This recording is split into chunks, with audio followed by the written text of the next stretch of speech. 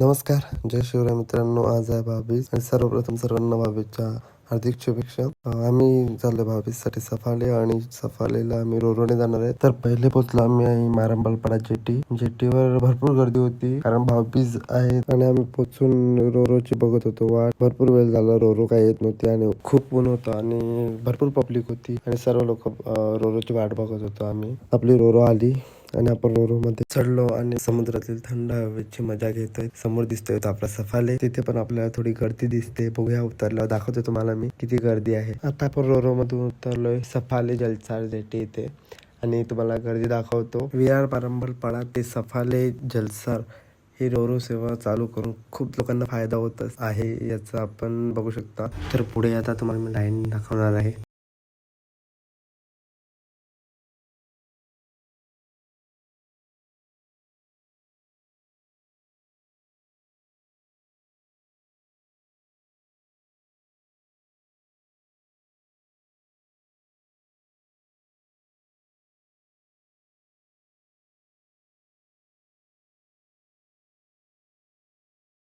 आता पोचलो आपण पहिल्या दीदीकडे. 22ची तयारी चालू आहे आणि 22 करून मी जाणार आहे दुसऱ्या दीदीकडे आणि मी निघालो आता दुसऱ्या दीदीकडे जायला आणि 2 मिनिटं थांबून जरा मास्क वगैरे लावून घेतलं आणि आता रोड वाईफ एन्जॉय करत आम्ही निघालो दुसऱ्या दीदीकडे जायला. आणि दीदीकडे अजून एक प्रोग्राम आहे तो मी तुम्हाला नंतर दाखवेल, तर लास्ट पर्यंत व्हिडिओ नक्की बघा. आता आपण शांती फार्मला आलेलो आहे आणि शांती फार्मचा व्ह्यू म्हणजे एक नंबर तुम्हाला दाखवतो मी.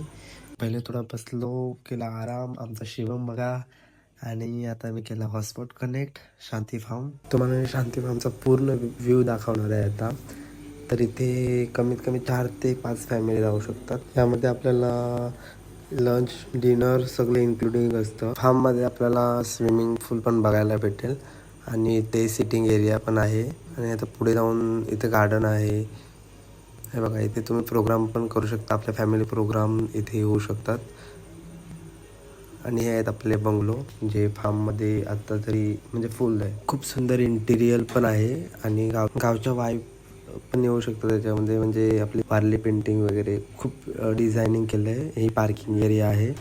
ह्याच्याच बाजूला वाडी आहे आणि त्याच्यामध्ये फलांची झाडं आहेत, तुम्हाला दाखवतो. खूप सुंदर व्ह्यू आहे आणि खूप सुंदर वाईब्स येतात तिथे आल्यावर. अतिशय सुंदर आणि म्हणजे तुम्हाला दाखवायचं होता. या फार्मची बुकिंग ही 8 महिन्या आधीच केलेली असते, त्यामुळे भरपूर जणांना इथे येण्याचा चान्स कमी भेटतो. आणि मी पोचलो आता माझ्या मामाकडे, इथून मी जाईल दीदीकडे. चला तर मी तुम्हाला दीदीकडचा प्रोग्राम दाखवतो.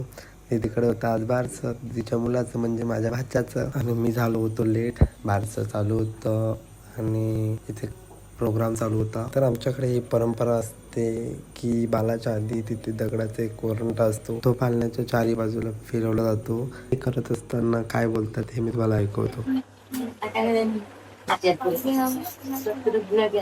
नंतर बालाच्या आत्या बालाचं नाव ठेवते आणि त्यांच्या पाठीवर मारलं जातं. ते का मारतात हे मला पण नाही माहिती. आता दीदी आणि जिजू नाव खोलतायत आणि बालाचं नाव खूप सुंदर आहे, काव्य. हे काहीतरी मी नवीन बघतोय. 4 लहान मुलं त्याच्या बालाच्या पालण्याखालून म्हणजेच काव्याच्या पालण्याखालून जातात आणि एक या बाजूने तर दुसऱ्या बाजूने पाठवला जातो. आता आलो मी सलूनमध्ये आणि उद्या जाणार आहे बाहेर. पुढचा ब्लॉग बघायला विसरू नका. बाय बाय, धन्यवाद.